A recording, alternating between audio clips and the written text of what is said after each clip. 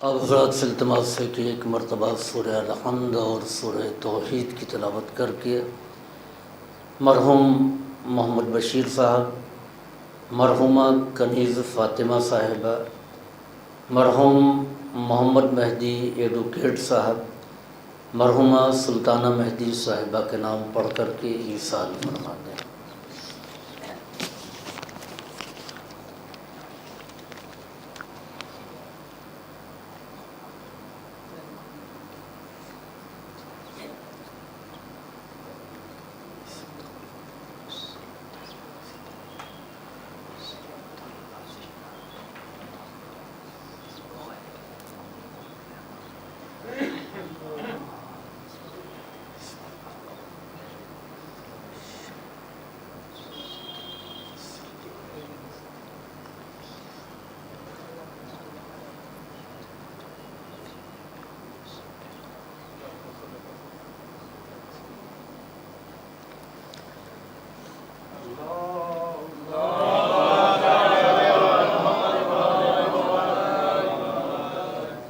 لا حول ولا قوة إلا بالله العلي العظيم۔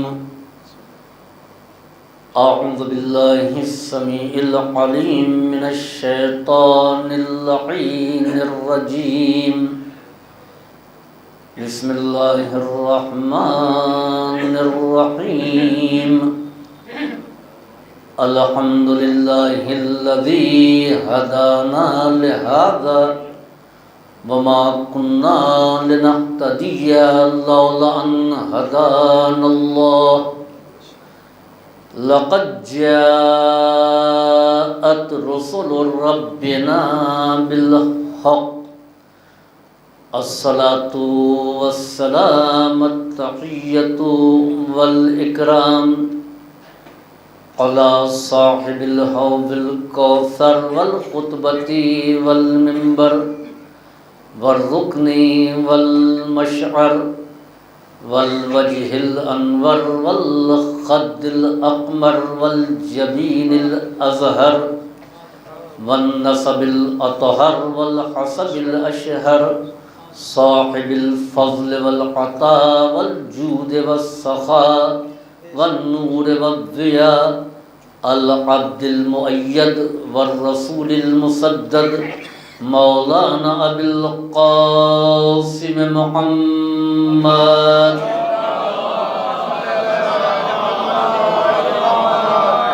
وعلى عطرته الطاهرة وذريته النجباء السعداء لا سيما على بقية الله الأعظم في الأرضين أما بعد فقد قال رسول الله صلى الله عليه وآله وسلم من مات على حب آل محمد مات شهيدا صلوات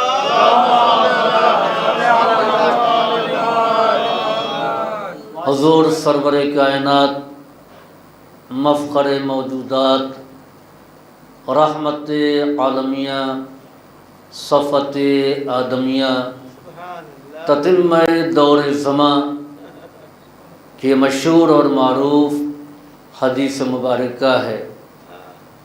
علماء شیعہ کے علاوہ اکابر علماء اہل سنت میں امام احمد بن حنبل، خطیب بغدادی، ابن سباق مالکی، علامہ زمخشری، ملا علی حمدانی، حافظ سلیمان قندوزی نے بھی اس کو اپنی اپنی کتابوں میں درج کیا ہے۔ پیغمبر فرماتے ہیں کہ من مات علی حب آل محمد مات شہیدہ، جو آل محمد کی محبت پر مرتا ہے وہ شہید کی موت مرتا ہے۔ عزیزوں، محبت بنیاد دین ہے، محبت اساس دین ہے، محبت محور دین ہے، اور یہی محبت وجہ تخلیق کائنات ہے۔ اگر محبت نہیں ہوتی تو یہ کائنات بھی وجود نہ پاتی۔ حدیث مبارکہ قصہ ہم اور آپ پڑھتے رہتے ہیں۔ جب یہ انوار خمسہ مجتمع ہو گئے تو خدا نے خطاب کیا، اعلموا یا ملائکتی و سکان سماواتی و عزتی و جلالی، جان لو اے میرے ملائکہ، اے عرش کے ساکنوں، عزتی و جلالی، میری عزت کی قسم اور میری جلالت کی قسم، انی ما خلقت سماء مبنیہ ولا ارضا مدحیہ ولا قمرا منیرا ولا شمسا مفیہ ولا فلکا یدور ولا بحرا یجری ولا فلکا تسری الا فی محبت ہؤلاء الخمسۃ الذین هم تحت الکسا۔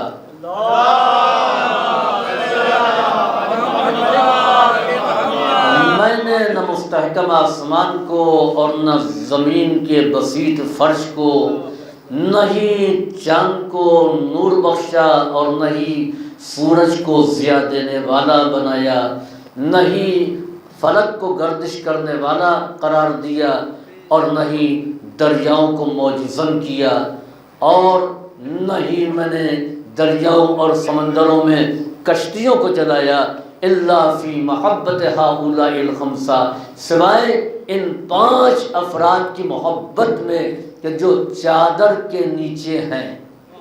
تو اس کے معنی یہ ہیں کہ اگر محبت نہ ہوتی ان افراد کی تو نہ ارض و سما، نہ آب و ہوا، نہ بحر و بر، نہ شمس و قمر، نہ شجر و حجر، کچھ بھی نہ ہوتا۔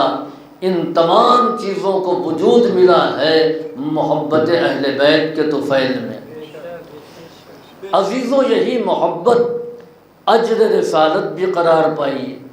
پیغمبر اسلام نے 23 سال تک جانفشانی کے ساتھ پیغام دین کو پہنچایا۔ مکے کے سخت حالات، پیغمبر اسلام نے 40 سال کے بعد اعلان رسالت کیا۔ 40 سال قبل جب تک آپ نے اعلان رسالت نہیں کیا تھا، پورے عرب کی آنکھوں کا تارا تھے، لوگ دیکھ کر کے پھولوں کی طرح کھل اٹھتے تھے، صادق و امین کہتے تھے، احترام کی نظروں سے دیکھتے تھے، محبت سے پیش آتے تھے۔ جیسے ہی پیغمبر نے کہا قولوا لا الہ الا اللہ تفلحوا، لا الہ الا اللہ کہو فلاح پا جاؤ گے، نجات پا جاؤ گے، جو اپنے تھے وہ بیگانے ہو گئے، جو دیکھ کر کے پھول کی طرح کھل اٹھتے تھے وہ راہوں میں کانٹے بچھانے لگے، جو آپ کے اوپر گل افشانی کرتے تھے وہ کوڑے پھینکنے لگے۔ یہ حالات اس قسم کے بن گئے، لیکن پیغمبر اسلام نے کہا کہ جب نہ صحیح میں تمہارے ہاتھوں سے تمہارے لات اور منات اور عزا کو نہ توڑوا دوں تو مجھے محمد ابن عبداللہ نہ کہنا۔ میں تم کو حیوانیت سے نکال کر کے انسان اور انسانیت سے بلند کر کے مسلمان اور پھر مسلمان سے بلند کر کے صاحب ایمان و کردار نہ بنا دوں تو مجھے محمد ابن عبداللہ نہ کہنا۔ پیغمبر اسلام نے سختیوں کو برداشت کیا، مشکلات کو برداشت کیا، لیکن کہیں سے بھی پیغمبر اسلام نے ان کی اصلاح میں کوئی کسر نہیں چھوڑا۔ اب یہ دیکھا کہ چاہنے والے، حمایت کرنے والے اس دنیا سے رخصت ہو چکے ہیں، اب زیادہ مکے میں رہنا ممکن نہیں ہے، تو پیغمبر نے ہجرت کی، جان کو خطرے میں ڈال کر کے آپ مدینے آ گئے۔ مدینے آنے کے بعد کبھی بدر کے غزوے میں، کبھی احد کے معرکے میں، کبھی خندق کی لڑائی میں، مختلف محاذ پر پیغمبر عالم کفر سے نبرد آزما تھے، لیکن اس عزم محکم کے ساتھ کہ ابھی تک تم انسان نہیں کہے جاتے تھے، اب ہم تم کو انسانیت کی سرحدوں میں داخل کر کے رہیں گے۔ اور عزیزوں، پیغمبر اسلام نے 23 سال کی مشقت میں جو کل تک حیوان نما تھے ان کو انسان، مسلمان اور صاحب ایمان بنایا۔ کل تک جو دوسروں کے مال کو لوٹ لیا کرتے تھے ان کو زکوٰۃ کا پابند بنا دیا۔ جو کل تک دوسروں کی جان لے لیا کرتے تھے اپنی جان قربان کرنے والا بنا دیا۔ پورا سماج عرب کا پیغمبر نے بدل دیا۔ کل تک متمدن قوموں کے درمیان ان کی نہ کوئی عزت تھی، نہ ان کا کوئی احترام تھا، یہ بدو سمجھے جاتے تھے، یہ جاہل سمجھے جاتے تھے۔ اس سماج اور اس معاشرے کو پیغمبر نے اتنا بلند کیا کہ اب روم اور کسریٰ کے لوگ احترام سے ان کا نام لینے لگے۔ جب اسلام پھیل چکا اور اسلامی سماج مدینے میں قائم ہو گیا تو مسلمانوں نے یہ طے کیا کہ ہم چل کر کے پیغمبر کو اجر رسالت دیں گے، اس لیے کہ ہم تو صحیح معنوں میں انسان بھی نہیں تھے۔ انہوں نے ہم کو حیوانیت سے نکال کر کے انسان بنایا، اور جب ہم اچھے انسان ہو گئے تو ہم اچھے مسلمان بنے۔ یاد رکھیں کہ اچھا مسلمان بننے سے پہلے اچھا انسان ہونا ضروری ہے، اور وہی اچھے مسلمان کہلائے جو اچھے انسان تھے، ورنہ کلمہ پڑھ کر بھی انہی انداز اور صفات پر باقی رہے ہیں۔ تاریخ اسلام میں ایسے واقعات بکھرے ہوئے ہیں۔ انہوں نے کہا کہ ہم کو پیغمبر نے مہذب قوم بنا دیا، اور کیا یہ کرم کم تھا، یہ اعجاز کم تھا کہ جو حیوان تھے ان کو انسان، انسان کو مسلمان، مسلمان کو صاحب ایمان، اور صاحب ایمان کو بزرگ و سلمان بنایا۔ اب یہ پیغمبر کے پاس آئے تو زر و جواہرات کو لے کر کے آئے، پیغمبر کے پاس آئے تو سیم و زر کو لے کر کے آئے، دینار و درہم کو لے کر کے آئے۔ یا رسول اللہ، آپ نے ہمارے لیے بڑی محنت کی، بڑی مشقت کی، ہم کو آج ایک مہذب قوم بنا دیا، اسلامی سماج عطا کر دیا ہے، ہم آپ کو اس محنت شاقہ کا اجر دینا چاہتے ہیں۔ پیغمبر اسلام نے کہا کیا اجر لائے ہو؟ کہا یہ دینار ہے، یہ درہم ہے، یہ جواہرات ہیں۔ پیغمبر اسلام خاموش، نہ ان سے یہ کہا کہ تم اس کو لے جاؤ، ہم کو کوئی اجر نہیں چاہیے، اور نہ یہ کہا کہ جو تم لائے ہو وہ ہم قبول کر لیں گے۔ جبکہ انبیاء ما سلف کا طریقہ یہ رہا ہے کہ قوم جب ان کے پاس اجر رسالت لے کر کے آئی ہے تو انہوں نے ایک ہی جملہ کہا کہ ہم کو تم سے کوئی اجر نہیں چاہیے، ہمارا اجر پیش پروردگار ہے، جو اجر ہے وہ خدا دے گا، ہم کو تم سے کسی قسم کا کوئی اجر نہیں چاہیے۔ تو سوال یہ پیدا ہوتا ہے کہ جب باقی انبیاء نے اجر رسالت نہیں لیا تو پیغمبر نے اجر رسالت سے صاف منع کیوں نہیں کر دیا؟ عزیزوں، سب سے پہلے صاحب شریعت نبی کا نام ہے حضرت نوح۔ جناب نوح نے 950 برس تک تبلیغ کی، اور اس تبلیغ کا نتیجہ کیا ہوا کہ جناب نوح کو ایک دن بددعا کے لیے ہاتھوں کو بلند کرنا پڑا کہ رب انی دعوت قومی لیلا ونہارا فلم یزدہم دعائی الا فرارا۔ پروردگارا، میں نے اپنی قوم کو دن میں بھی بلایا اور رات میں بھی بلایا، میں جتنا بلاتا تھا یہ فرار اختیار کرتے۔ میرے مالک، کسی ایک نافرمان کو، کسی ایک کافر کو اس سرزمین پر باقی نہ رکھ، زندہ نہ چھوڑ۔ جو تجھ کو نہیں مانتے ہیں ان کو زندہ رہنے کا حق نہیں ہے، عذاب نازل کر دے۔ عزیزوں، جناب نوح کا عذاب کے لیے بد دعا کرنا اس بات کی دلیل ہے کہ نوح اپنے صبر کی آخری انتہا تک پہنچ چکے تھے، تبھی تو بد دعا کی ہے۔ انبیاء کی تاریخ کو آپ دیکھیں کہ باقی انبیاء کا بد دعا کرنا اور محمد و آل محمد کا بد دعا نہ کرنا اس بات کی دلیل ہے کہ باقی انبیاء کے تحمل کی حد معلوم ہو گئی، محمد و آل محمد کے تحمل کی حد کیا ہے نہیں معلوم۔ اگر صبر کی انتہا کو پہنچ چکے ہوتے تو یہ بھی بد دعا کر دیتے۔ ان کا بد دعا نہ کرنا اس بات کی دلیل ہے کہ ان کی صبر کی انتہا کیا ہے نہیں معلوم، تو لفظ بدل دوں، نوح کے صبر کی انتہا معلوم ہے، ہم کو ادریس کے صبر کی انتہا معلوم ہے، صالح کے صبر کی انتہا معلوم ہے، ان تمام انبیاء کے صبر کی انتہا معلوم ہے کہ جنہوں نے بد دعا کی قوم پر عذاب نازل ہوا۔ جناب نوح کہتے پروردگارہ کسی ایک کو بھی سرزمین پر نہ چھوڑنا، رب لا تذر، خدایا کسی کو نہ چھوڑنا علی الارض من الکافرین دیارا۔ اور پھر شکایت کیا ہے، جناب نوح کو ستایا کم نہیں گیا ہے، اتنے پتھر مارے جاتے تھے کہ پورا بدن نوح کا ان پتھروں میں ڈھک جاتا تھا۔ جناب نوح کو مجنون کہا گیا، جناب نوح کو ساحر کہا گیا، تانا زنی کی گئی، پریشان کیا گیا، ستایا گیا، لیکن نوح نے جب بد دعا کی تو کسی ایک چیز کا حوالہ نہیں دیا، یہ نہیں کہا کہ یہ مجھے پتھر مار کے لہو لہان کر دیتے ہیں، یہ نہیں کہا کہ یہ مجھے تانا دیتے ہیں، یہ مجھے دیوانہ کہتے ہیں، یہ مجھے ستاتے ہیں، یہ مجھے پریشان کرتے ہیں، صرف ایک چیز کی شکایت کی، پروردگارہ میں ان کو بلاتا تھا یہ فرار اختیار کرتے تھے، میں نے ان کو دن میں بلایا رات میں بلایا، فلم یزدہم دعائی الا فرارا، میں بلاتا تھا یہ فرار اختیار کرتے تھے۔ تو اس کے معنی یہ ہے کہ نبی کو امت کے کسی عمل سے اتنی اذیت نہیں ہوتی جتنی اذیت اس بات سے کہ نبی بلاتا رہے امت فرار اختیار کرتی رہے۔ صلوات بھیجیے بر محمد وآل محمد۔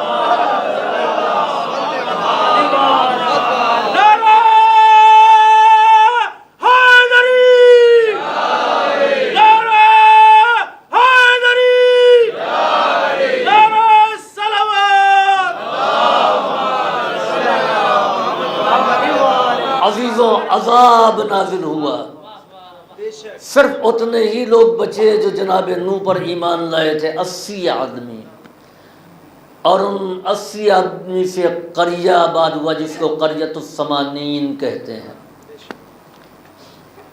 اب جو لوگ بچ گئے وہ جناب نوح کے پاس، انہوں نے آپس میں مشورہ کیا کہ اگر نوح نے ہماری ہدایت نہ کی ہوتی تو ہم بھی ہلاک ہو جاتے، ہمیں نوح کو اجر دینا چاہیے۔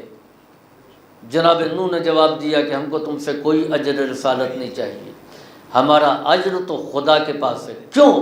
اس لیے کہ نوح کو معلوم ہے کہ ان کی شریعت ابراہیم تک چلے گی، ابراہیم آ جائیں گے یہ شریعت منسوخ ہو جائے گی، لہذا اس شریعت کی حفاظت کی کوئی فکر نہیں، مٹ جاتی ہے تو کوئی بات نہیں، اس کے بعد دوسری شریعت آ جائے گی۔ عزیزوں جناب نوح کے بعد حضرت ابراہیم آئے، جناب ابراہیم مختلف امتحان کے مرحلے سے گزرے، قرآن نے خصوصیت کے ساتھ جناب ابراہیم کے امتحان کا تذکرہ کیا۔ اذ ابتلی ابراہیم ربہ بکلمات فاتمہن قال انی جاعلک للناس اماما وقال من ذریتی قال لا ینال عہد الظالمین۔ ابراہیم کا امتحان ان کے رب نے لیا کلمات کے ذریعے سے، فاتمہن، اور جب اس میں وہ 100% کامیاب ہو گئے تو قال انی جاعلک للناس اماما، اب ہم تم کو لوگوں کا امام بنانے والے ہیں۔ جناب ابراہیم نے کہا من ذریتی، میری ذریت میں، تو جواب یہ ملا کہ میرا یہ منصب ظالمین تک نہیں پہنچنے والا ہے۔ جناب ابراہیم نار نمرودی میں ڈالے گئے، اس آزمائش سے گزرے، مختلف امتحانات سے گزرے، اکلوتے فرزند کو اللہ کی محبت میں قربان کرنے کے لیے تیار ہو گئے، نمرود کے ظلم و جور کا خاتمہ کیا، ستارہ پرست، سورج کی عبادت کرنے والے، چاند کو معبود ماننے والوں کو ایک خدا واحد اور کی عبادت کی طرف لے کر کے آئے۔ جناب ابراہیم کی قوم نے یہ طے کیا کہ خلیل الرحمن کو اجر دینا چاہیے، جناب ابراہیم نے بھی یہ کہہ کر کے رد کر دیا کہ ہم کو تم سے اجر نہیں چاہیے۔ کیوں؟ اس کے لیے کہ ان کو معلوم تھا کہ ان کی شریعت موسیٰ تک چلے گی، موسیٰ آئیں گے تو اس کے بعد یہ شریعت ختم ہو جائے گی، اس کے تحفظ کی ان کو کوئی فکر نہیں تھی۔ جناب موسیٰ آئے، فرعونیوں کو مثل مصری درجہ نیل میں میں فرعون کے گھول دیا، فرعون کے ظلم سے بنی اسرائیل کو نجات دیا، صحرا میں تپتے ہوئے سورج میں ان کے لیے سائے کا انتظام کیا، وہ بھوکے تھے، من و سلوہ جیسی نعمتوں کا اہتمام کیا، پتھر سے ان کے لیے چشمہ نکالا، دریا میں ان کے لیے راستہ بنایا۔ جناب موسیٰ نے بنی اسرائیل کو جو ظلم و جور میں پس رہے تھے ان کو نجات دی۔ بنی اسرائیل نے کہا کلیم اللہ ہم آپ کو اجر دینا چاہتے ہیں، جناب موسیٰ نے یہ کہہ کر کے انکار کیا، ہم کو تم سے اجر نہیں چاہیے، ہمارا اجر اللہ کے پاس ہے،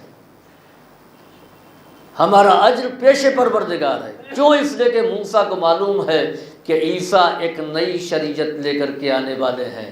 موسیٰ کے بعد جناب عیسیٰ آئے، جناب عیسیٰ نے بہکے ہوئے بنی اسرائیل کی ہدایت کی، مردوں کو حیات دی، بیماروں کو شفا دی، جو نابینا تھے ان کو بینائی عطا کی، جو سن نہیں سکتے تھے ان کو قوت سماعت دی، جو بول نہیں سکتے تھے ان کو قوت گویائی عطا کی۔ جناب عیسیٰ تبلیغ کرتے رہے۔ جناب عیسیٰ کے پاس وہ افراد جو ان میں سے ایمان لا چکے تھے انہوں نے کہا اجر دینا چاہیے۔ عیسیٰ نے بھی یہ کہہ کر کے انکار کیا کہ ہم کو اجر نہیں چاہیے۔ کیوں؟ اس لیے کہ ہمارا اجر پیش پروردگار ہے۔ عیسیٰ کو معلوم ہے کہ ان کی شریعت صرف شریعت پیغمبر تک ہے۔ اب پیغمبر اسلام آئے، آخری شریعت لے کر کے آئے۔ عزیزوں، شریعت کی ابتدا نوح سے ہوئی اور آخری شریعت ہمارے پیغمبر کی شریعت ہے۔ عزیزوں، نوح کی شریعت جناب ابراہیم تک، جناب ابراہیم کی شریعت حضرت موسیٰ تک، حضرت موسیٰ کی شریعت حضرت عیسیٰ تک، اور حضرت عیسیٰ کی شریعت ہمارے پیغمبر تک۔ ہمارے پیغمبر کی شریعت کب تک؟ کا قیامت تک۔ تو اس کے معنی یہ ہے کہ ہر شریعت کی ایکسپائری ڈیٹ اللہ نے معین کر دیا۔ شریعت پیغمبر کی کوئی ایکسپائری ڈیٹ نہیں، یہ قیامت تک چلنے والی ہے۔ عزیزوں، ہمارا مزاج یہ ہے کہ جب ہم جاتے ہیں کہیں میڈیکل اسٹور پر تو سب سے پہلے دوا کے ریپر پر دیکھتے ہیں کہ ایکسپائری ڈیٹ کیا ہے۔ کیوں دیکھتے ہیں؟ جبکہ وہ دوا آپ استعمال کر رہے ہیں اور اسی کمپنی کی بنائی ہوئی ہے، جس کمپنی کی ڈاکٹر نے لکھا ہے جس کو آپ استعمال کر رہے ہیں فائدہ ہو رہا ہے۔ کہا ہاں کمپنی کی بنائی ہوئی ہے، لیکن کمپنی نے یہ بھی بتایا ہے کہ کب تک اس پر عمل کرنا مفید ہے۔ اب ڈیٹ نکل گئی ہے، اب اس پر عمل کرنے کا کوئی فائدہ نہیں۔ شریعت نوح، شریعت ابراہیم، شریعت موسیٰ اور عیسیٰ یہ بندوں کی بنائی ہوئی شریعت نہیں ہے، خدا کی بنائی ہوئی ہے۔ لیکن خدا نے ایک حد معین کر دی کہ کب تک استعمال کرنا ہے۔ اچھا، اتفاق یہ کہ کمپنی والے انہوں نے ایکسپائری ڈیٹ نہیں ڈالی، دکاندار نے، اسٹاکس نے ایکسپائری ڈیٹ اس پر لگا دی۔ آپ نے دیکھا، کہا کہ یہ تو کمپنی کی ایکسپائری ڈیٹ نہیں ہے۔ اسٹاکس نے کہا کہ ہاں کمپنی والے بھول گئے تھے، یہ ہماری لگائی ہوئی ہے، آپ بتائیں کہ کیا آپ وہ دوا لیں گے؟ نہیں لیں گے۔ کیوں؟ اس لیے کہ ایکسپائری ڈیٹ معین کرنے کا اسی کو حق ہے جس نے دوا بنائی ہے۔ اس کو معلوم ہے کہ ہم نے اس میں کتنی طاقت رکھی ہے، یہ کب تک چل سکتی ہے۔ عزیزو، شریعت خدا کی بنائی ہوئی ہے، اسی کو حق ہے، وہ جانتا ہے کہ شریعت نوح کی طاقت کیا ہے، شریعت ابراہیم و موسیٰ اور عیسیٰ کی طاقت کیا ہے، یہ شریعتیں کب تک چلنے والی ہیں، اور پیغمبر کی شریعت کب تک چلے گی۔ اور عزیزوں، اس دور میں اگر کوئی یہ طے کر لے کہ ہم کچھ قانون شریعت نوح سے لیں گے، کچھ شریعت موسیٰ اور عیسیٰ اور ابراہیم سے لیں گے، اور کچھ شریعت پیغمبر سے، مسلمان ہوگا؟ نہیں ہوگا، مگر ہاف بوائلڈ قسم کا۔ جبکہ وہ خدا کی بنائی ہوئی شریعت ہے، بندوں کا قانون نہیں ہے۔ کہا نہیں، کسی نبی کی شریعت کو شریعت پیغمبر میں نہیں شامل کر سکتے۔ تو جب خدا کا بنایا ہوا قانون سابقہ انبیاء کی شریعتوں کو شریعت پیغمبر میں شامل نہیں کیا جا سکتا تو کسی کا استحسان، کسی کا خیال شریعت پیغمبر میں کیسے شامل کیا جا سکتا ہے کہ یہ تو پیغمبر کے دور میں نہیں تھی، فلاں صاحب نے شامل کر دیا۔ صلوات بھیجیے بر محمد و آل محمد۔ جب خدا کا قانون نہیں شامل ہو سکتا ہے تو بندوں کے بنائے ہوئے کی روایات کیسے شامل کی جا سکتی؟ تو عزیزوں، باقی انبیاء نے اجر رسالت اس لیے نہیں لیا کہ ان کی شریعت ہمیشہ کے لیے نہیں تھی۔ اب پیغمبر اسلام کے پاس امت آئی اجر رسالت پیش کرنے کے لیے کہ ہم آپ کو اجر رسالت دینا چاہتے ہیں، تو پیغمبر نے صاف منع نہیں کیا بلکہ انتظار وحی کیا۔ اب جبریل نازل ہوئے اور آ کے کہتے ہیں قُلْ لَا أَسْأَلُكُمْ عَلَيْهِ أَجْرًا إِلَّا الْمُوَدَّةَ فِي الْقُرَبَىٰ۔ اے پیغمبر آپ کہہ دیجئے کہ اجر رسالت مجھے نہیں چاہیے سوائے اس کے کہ قرابت داروں سے مودت کریں۔ اب یہ محبت اہل بیت اجر رسالت نہیں ہے بلکہ شریعت پیغمبر کی قیامت تک حفاظت کی ضمانت ہے۔ اسی لیے پیغمبر نے اجر رسالت کو قبول کیا، اور اجر رسالت سیم و زر نہیں، جواہرات نہیں، دینار و درہم نہیں، بلکہ محبت اہل بیت کو قرار دیا گیا۔ اب یہاں پر ایک سوال پیدا ہوتا ہے کہ محبت اہل بیت کو اجر رسالت کیوں قرار دیا گیا، اطاعت اہل بیت کو اجر رسالت کیوں نہیں قرار دیا گیا؟ تم کو اگر اجر رسالت دینا ہے تو تم اہل بیت کی اطاعت کرو، اہل بیت کی اطاعت نہیں، اہل بیت سے محبت کرو۔ ہم یہ سمجھے کہ محبت نام ہے نعرے لگانے کا، محبت نام ہے اپنے آپ کو مولائی ثابت کرنے کا، محبت نام ہے جلوسوں میں شرکت کر لینے کا۔ یاد رکھیں کہ محبت باعمل بناتی ہے، بے عمل نہیں بناتی۔ میں مثال دے دوں کہ محبت کسے کہتے ہیں اور اطاعت کسے کہتے ہیں۔ مجلس میں پڑھ رہا ہوں، امس کا زمانہ ہے، پیاس لگنا ایک فطری بات ہے۔ اسی مجمع سے ہمارے بزرگ مولانا شبیع الحسن صاحب اٹھے اور گئے جا کر کے پانی لا کر کے ہمارے پاس رکھ دیا، جبکہ میں نے ان سے نہیں کہا تھا کہ پانی لائیے، بغیر کہے ہوئے گئے اور پانی لا کر کے رکھ دیا کہ شاید ان کو ضرورت پڑے۔ اسی عمل کو محبت کہتے ہیں۔ میں نے دوران مجلس یہ محسوس کیا کہ مجھے پیاس لگ رہی ہے، میں نے کسی سے کہا کہ پانی لے آئیے، وہ صاحب اٹھے اور گئے جا کر کے پانی لے آئے۔ اس کو اطاعت کہتے ہیں، یعنی عمل محبت میں بھی ہے، عمل اطاعت میں بھی ہے۔ اطاعت حکم کا انتظار کرتی ہے، محبت حکم کا انتظار نہیں کرتی۔ تو جہاں محبت ہے وہاں عمل زیادہ ہے۔ محبت انسان کو میدان عمل میں متحرک رکھتی۔ کیا خوبصورت بات امام علی رضا علیہ السلام نے کہی، تعص الالہ وانت تظہر حبہ ھذا محال وفی القیاس بدیع۔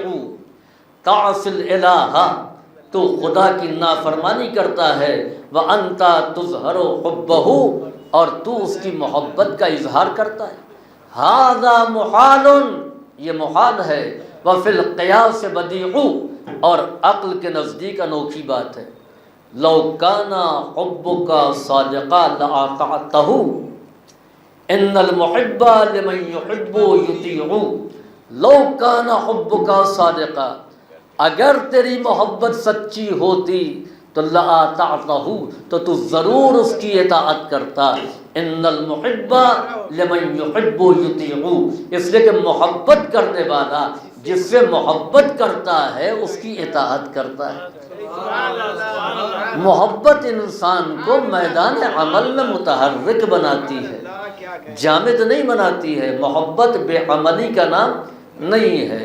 ہم نے بائی پاس پر دیکھا 1 بجے رات میں ایک بزرگ کو ہائی وے کے ڈھابے پر، اس وقت خیریت تو کہیں جا رہے ہیں؟ کہاں نہیں، کہیں نہیں جا رہے ہیں۔ کہاں سے آ رہے ہیں؟ گھر سے۔ خیریت یہاں کہ مولانا بیٹی آئی ہوئی ہے، 2-2.5 برس کا نواسا ہے، وہ بسکٹ کے لیے ضد کر رہا ہے اور اس طریقے سے رو رہا ہے کہ مجھ سے نہیں برداشت ہوا۔ میں بستر سے اٹھا، میں نے گاڑی اسٹارٹ کی، ہائی وے پر آ گیا۔ یہاں پر دکانیں کھلی رہتی ہیں، شہر میں دکانیں بند ہیں، 1 بجے رات میں کوئی دکان کھلی نہیں ملے گی۔ میں یہاں پر اس لیے آ گیا ہوں تاکہ اپنے نواسے کے لیے بسکٹ، ٹافی، چاکلیٹ کچھ بھی لے کر کے جاؤں۔ عزیزوں، جو آرام کا وقت تھا، جس وقت بستر پر ہونا چاہیے تھا، کس چیز نے بستر سے اٹھا کر کے 10 کلومیٹر دور ہائی وے پر پہنچا دیا؟ کہ ایک بچے کی محبت نے، ایک بچے کی محبت میں اتنا اثر ہے کہ بستر سے اٹھا کر کے 10 کلومیٹر دور ہائی وے پر پہنچا دیا۔ کیا خدا کی محبت میں اتنی طاقت نہیں ہے کہ بستر سے اٹھا کر کے 2 قدم مصلی تک لے آئے کہ ہم مصلی تک آ جائیں؟ اور عزیزوں، آپ دیکھیں کہ محبت انسان کو کتنا باعمل بناتی ہے۔ جناب مسلم ابن عقیل ابن زیاد نے جب کوفے پر قبضہ کر لیا، کنٹرول کر لیا، جناب مسلم روپوش ہو گئے۔ ابن زیاد جانتا ہے کہ جب تک امام حسین علیہ السلام کے نمائندے بن کر کے مسلم ابن عقیل کوفے میں موجود ہیں، استحکام نہیں ہو سکتا۔ کسی وقت بھی بغاوت ہو سکتی ہے اور منظر بالکل الٹ سکتا ہے۔ چنانچہ اس نے جاسوسوں کی ایک فوج لگا دی۔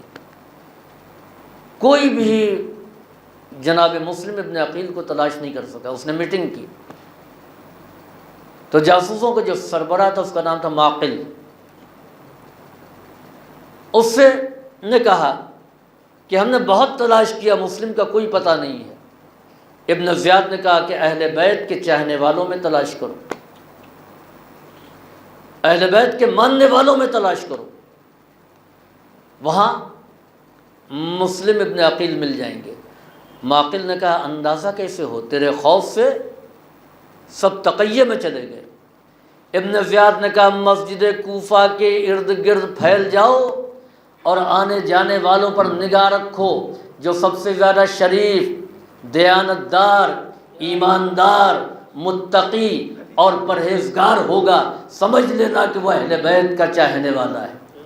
عزیزوں، ابن زیاد جیسا دشمن اہل بیت بھی اس بات کو جانتا تھا کہ جو اہل بیت سے محبت کرتا ہے وہ باعمل ہوتا ہے، بے عمل نہیں ہوتا۔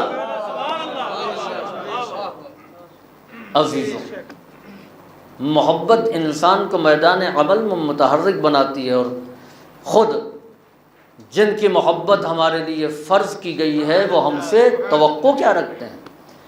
امام جعفر صادق علیہ السلام فرماتے ہیں شیعتنا کونوا لنا زینا ولا تکونوا علینا شینا۔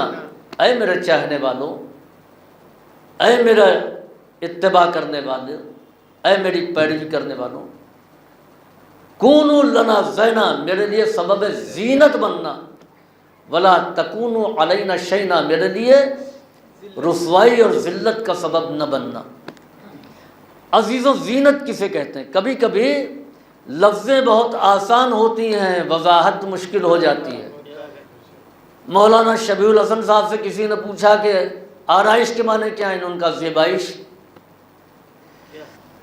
عزیزوں، یہ مثال ہے، حقیقت نہیں ہے۔ جو آرائش کے معنی نہیں جانتا وہ زیبائش کے معنی کیا جانے گا؟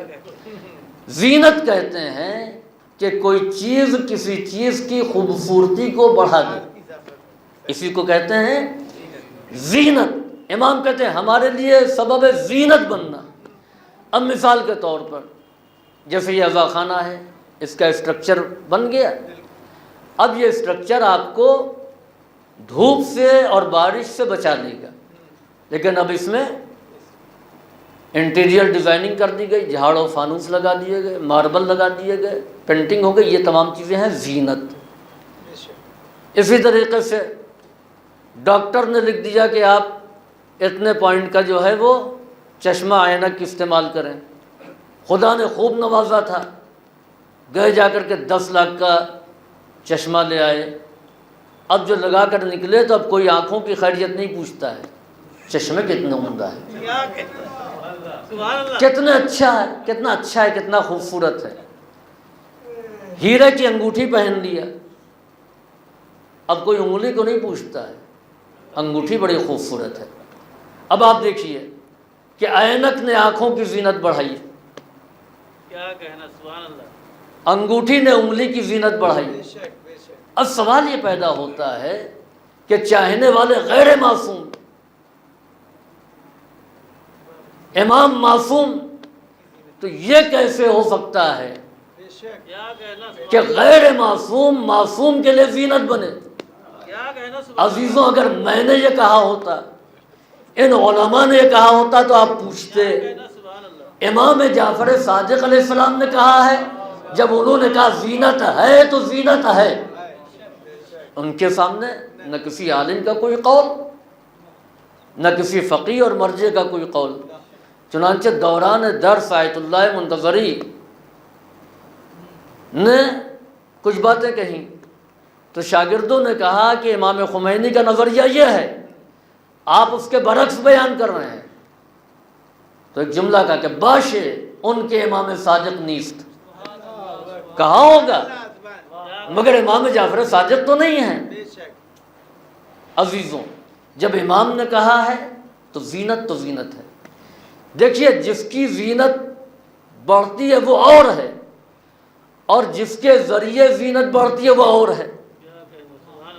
آنکھوں کی زینت عینک نے بڑھائی، لیکن جب وقت آئے گا تو آنکھوں کو بچایا جائے گا، عینک کو قربان کیا جائے گا۔ کیا کہنا، سبحان اللہ، انگلی کی زینت انگوٹھی نے بڑھائی، لیکن جب وقت آئے گا انگلی کو بچایا جائے گا، انگوٹھی کو قربان کیا جائے گا۔ عزیزوں، زینت کا سبب ہونے کے باوجود امام ہیں، چاہنے والے ہیں، اور جو سبب زینت بنے ان میں کوئی سلمان فارسی تھا، کوئی ابو ذر غفاری تھا، کوئی حذیفہ یمانی تھا، کوئی مقداد تھا، کوئی عمار یاسر تھا، کوئی ابو دردہ تھا، کوئی حبیب بن مظاہر تھا، کوئی مسلم بن اوسجہ تھا، کوئی زہیر قین تھا، کوئی فضل بن شازان تھا، کوئی عبد الرحمن بن یونس تھا، کوئی حسین ابن رو تھا۔ یہ وہ افراد ہیں جو ائمہ کے لیے زینت بنے ہیں۔ صلوات بھیجیے پر محمد وعلیہ۔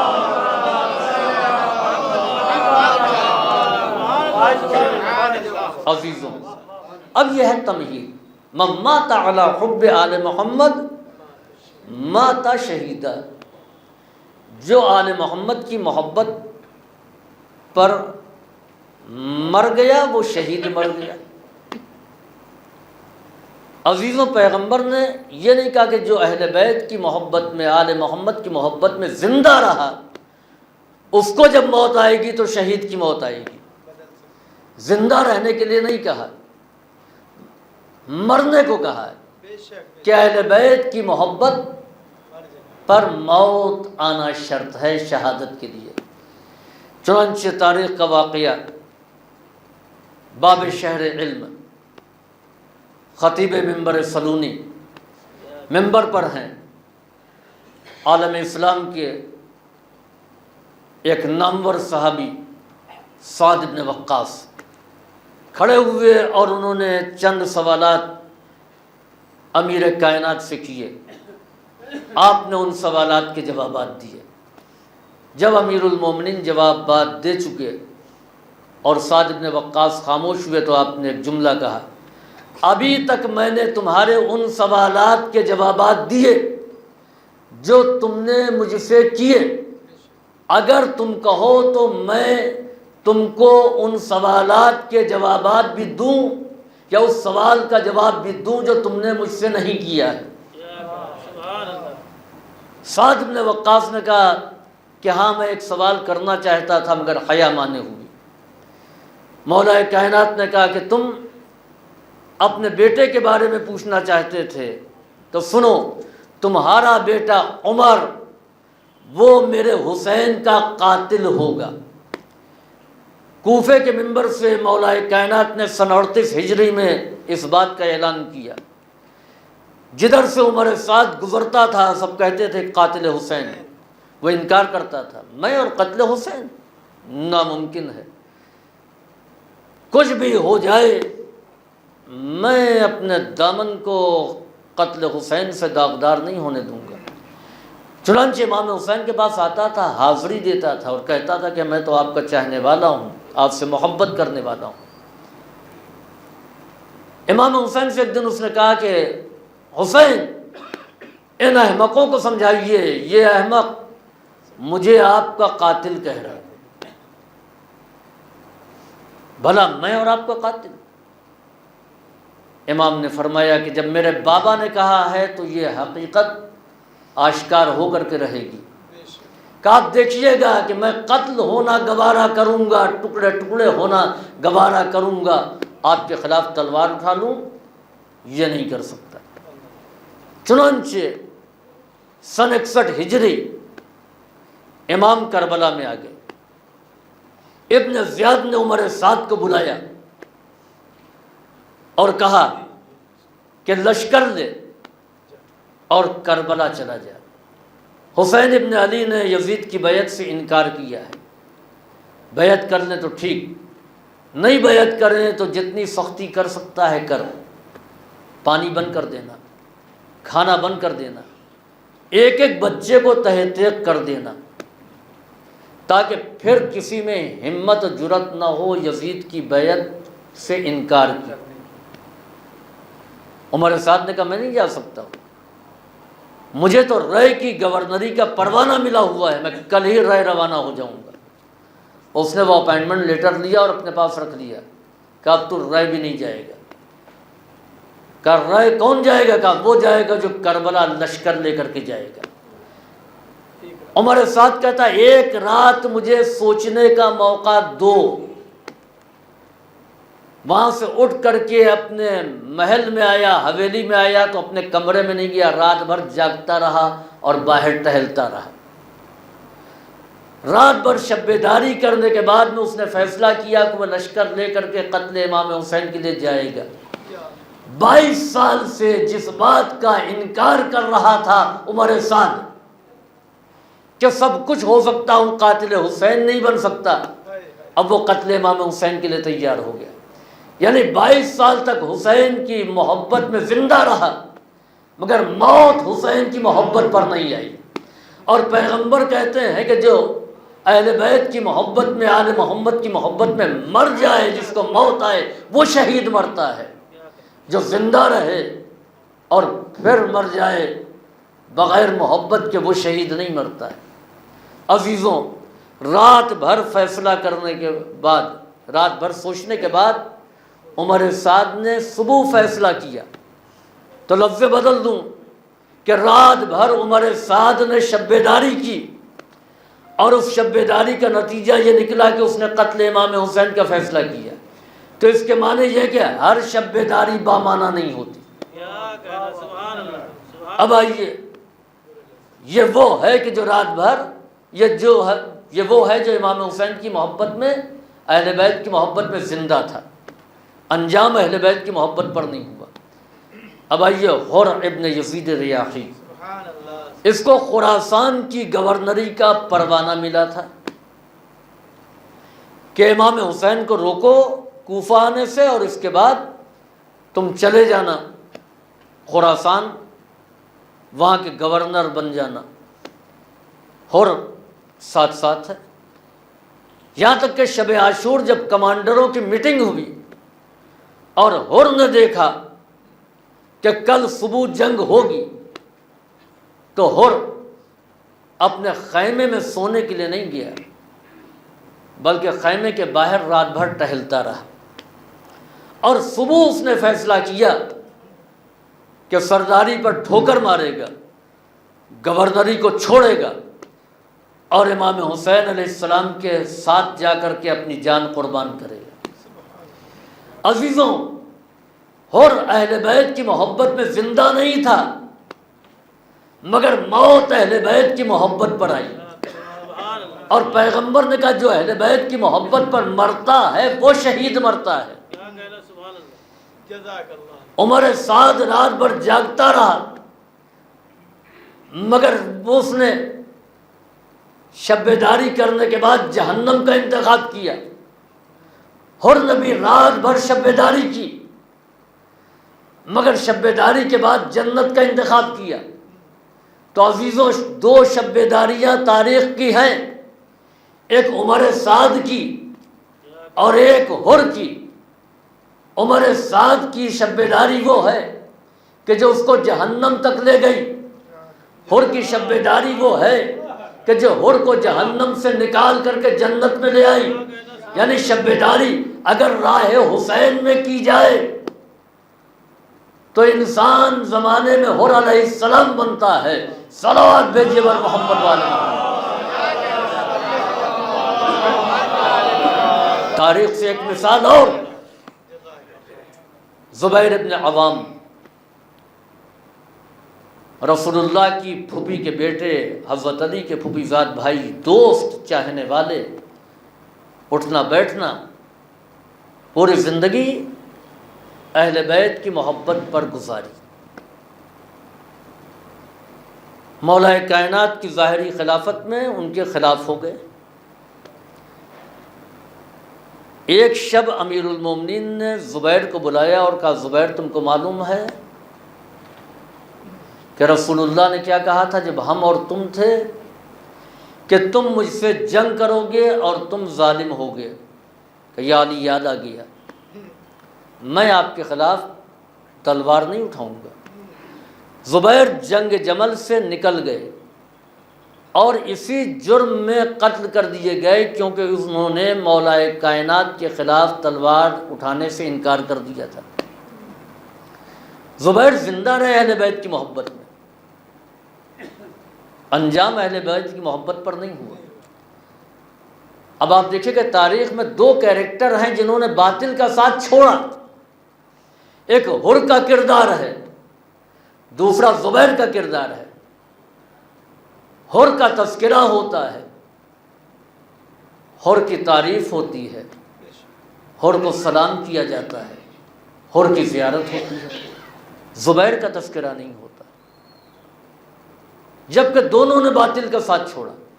فرق آپ پہچانیے کہ حر نے باطل کا ساتھ چھوڑا تو حق کی حمایت میں جان بھی قربان کی، زبیر نے باطل کا ساتھ چھوڑا مگر حق کے ساتھ تلوار لے کر کے کھڑے نہیں ہوئے۔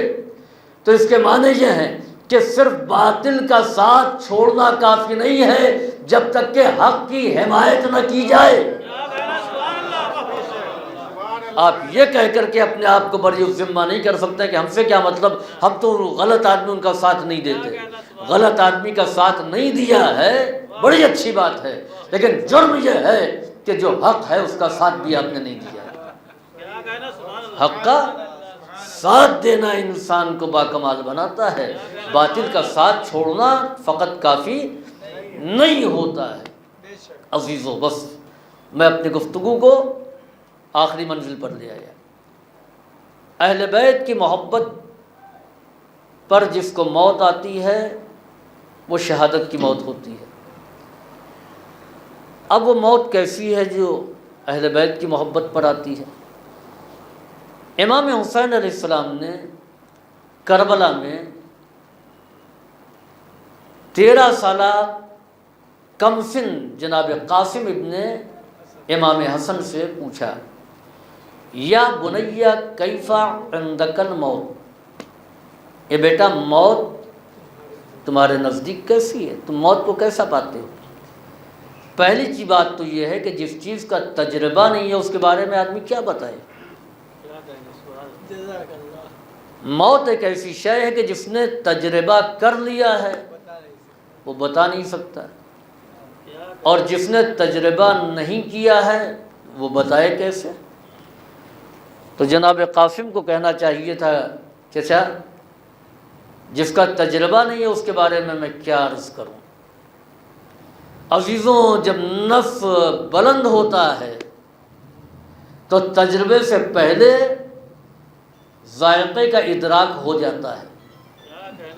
اب جناب قاسم نے جو جواب دیا، آپ نے فرمایا کہ الموت عندی احلی من العسل۔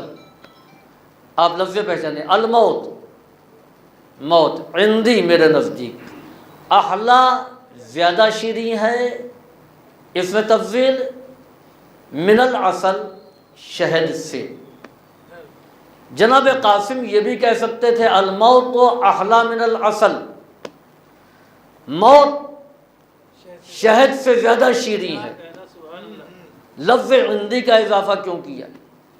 جاحظ نے اولاد ابو طالب کی جو خصوصیت لکھی ہے اس میں ایک جملہ لکھا ہے وَكَيْفَ إِيجَازُهَا وَتَحْسِيرُهَا، یعنی کم لفظوں میں زیادہ معنی بیان کرنا، اس میں اولاد ابو طالب کا کوئی جواب نہیں تھا۔ امیر المومنین کے کلمات قصار، ائمہ طاہرین کے مختصر احادیث، تو یہ جناب قاسم لفظ عندی کو حذف کر کے بھی بات کہہ سکتے تھے، کم لفظیں ہوتی مفہوم ادا ہو جاتا، لیکن جناب قاسم نے اس لفظ کو استعمال کرنے کی ضرورت سمجھی۔ اگر جناب قاسم کہہ دیتے کہ موت شہد سے زیادہ شیریں ہے تو ہر آدمی اس خوش فہمی میں مبتلا ہو جاتا کہ واقعاً موت شہد سے زیادہ شیریں ہے۔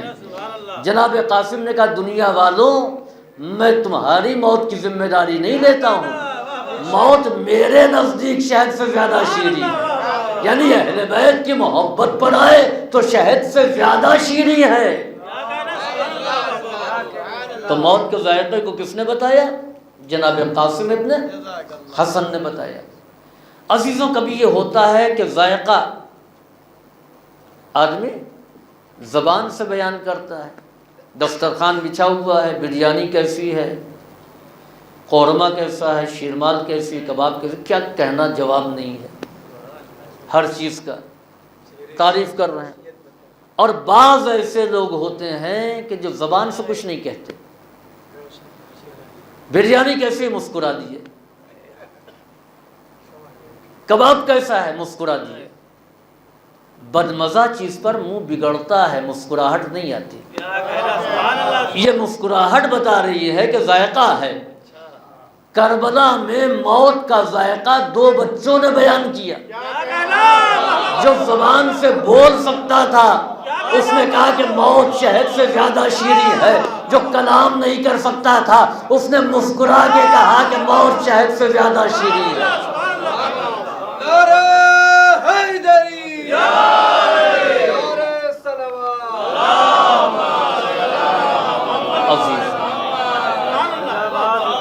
اور واقعاً تاریخ میں جناب علی اصغر کی یہ مسکراہٹ، یہ تبسم تاریخ کا جز بن گیا ہے۔ تبسم امام حسین علیہ السلام نے جب آواز استغاثہ کو بلند کیا، جناب علی اصغر کی سماعت سے یہ آواز ٹکرائی تو آپ نے اپنے آپ کو جھولے سے گرا دیا۔ عزیزوں،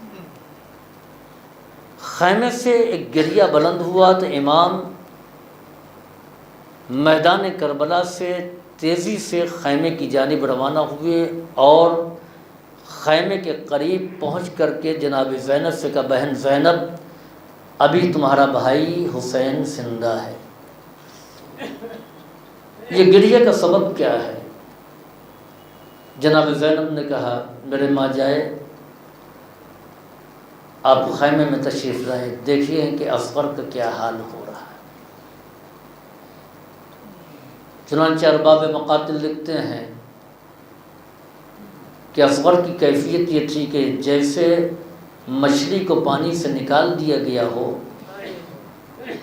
اور پانی کے بغیر اس کا منہ کھل رہا ہو اور بند ہو رہا ہو، اس طریقے سے جناب علی اصغر کبھی اپنے لبوں کو کھولتے تھے، کبھی بند کرتے تھے، اور ان کو کہیں قرار نہیں مل رہا تھا۔ امام حسین نے کہا لاؤ بچے کو میری آغوش میں دو، میرا بچہ پیاسا ہے۔ میں سمجھ گیا کہ اصغر کیوں بے قرار ہے۔ ابا کا سایہ کر کر امام حسین مقتل میں روانہ ہوئے۔ عزیزوں، یہ وعدہ کر کے لائے تھے کہ ان کی دشمنی مجھ سے ہے، 6 مہینے کے بچے سے کسی کی کوئی عداوت نہیں ہو سکتی ہے۔ امام حسین علیہ السلام نے اتمام حجت کیا اور کہا مجھ سے دشمنی ہے، اس بچے کا قصور کیا ہے؟ ذرا سوچئے کہ وہ بزرگ جو صبح سے لے کر کے لاشوں کو اٹھا کر کے تھک چکا ہو، بھوکا ہو اور پیاسا ہو، چاروں طرف دشمنوں کا نرغہ ہو، اس کے پاس کوئی مددگار، کوئی یاور، کوئی مونس نہ ہو، اور یکو تنہا وہ چھوٹے سے بچے کو لے کر کے دشمنوں کے سامنے کھڑا ہو، بچہ پیاس سے بلبلا رہا ہو۔ امام فرماتے ہیں حل فیکم مسلم، کیا تم میں کوئی مسلمان نہیں ہے کہ اس کو پانی پلا دے؟ سناٹا تھا۔ آپ نے کہا کیا تم میں کوئی صاحب اولاد بھی نہیں ہے؟ عزیزوں، میں ہی یہیں پر رک کر کے ایک واقعہ عرض کرتا چلوں۔ ایران کے کسی خطیب نے پڑھا کہ ایک ڈاکٹر کا بیان ہے کہ وہ اپنے بچوں کے ساتھ، بچہ، بیوی اور خود، کم سن بچہ تھا، سفر پر روانہ تھے۔ راستے میں برف باری ہو رہی تھی، موسم بہت خراب تھا، گاڑی خراب ہو گئی۔